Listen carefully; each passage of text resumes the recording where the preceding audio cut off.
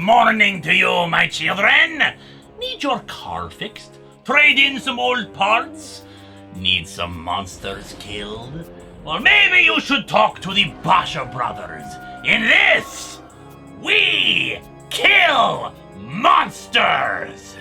Jake and Andrew are brothers who run their own auto repair shop, although it's not exactly doing well at the moment. They live in a small town after all, and there's only so much business they can run up. Their situation is not helped by the fact that Andrew used to date the local barkeep Vanessa.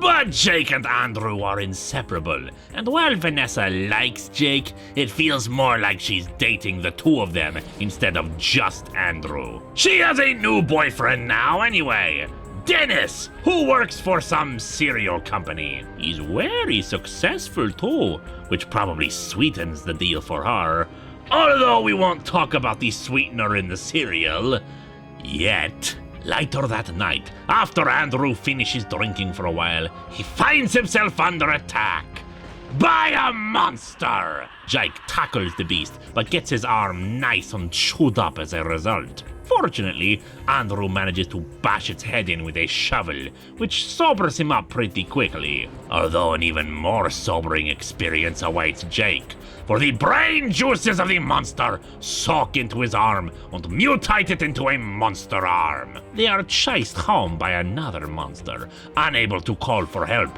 since the creatures emit some sort of field that screws with electronic signals. They manage to hold themselves up in their garage, enhancing their truck to make it monster-proof in the meantime, since the creatures only emerge at night. Now being part monster himself, Jake has insight and knowledge about the creatures. Not necessarily where they came from, but he can sense their location. However, these new gifts come with a downside. He needs to drink monster brain juice to keep his arm from decaying.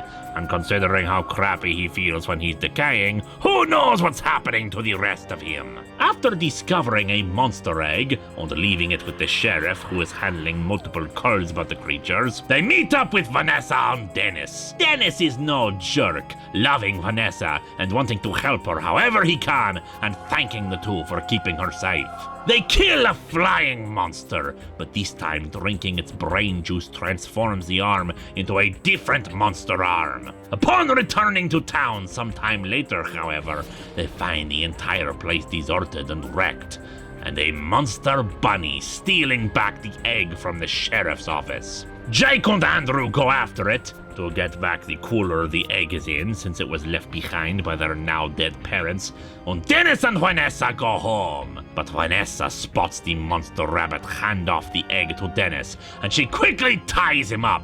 He refuses to explain, so she goes off to his cereal factory to investigate further. Everyone converges on the cereal factory, where Dennis explains what's really going on. The cereal company is just one of a dozen subsidiaries, all working together with the same goal: to produce cures for every disease. The monsters were manufactured to produce the cures to those diseases, but the more they produced cures, the larger and stronger they got, as did said cures, which made people stronger and smarter and better in general. And of course, the monster DNA is pretty damn strong, producing side effects in people that turn them into monsters too. Fortunately, they do have a cure, a pharmaceutical suppressant that people have to take every 2 weeks to stay human. The monsters decay too rapidly though, and are usually sterile, hence why they wanted a monster egg. And where does a cereal company fit into this plan to make the world better? Why, they were using it for distribution!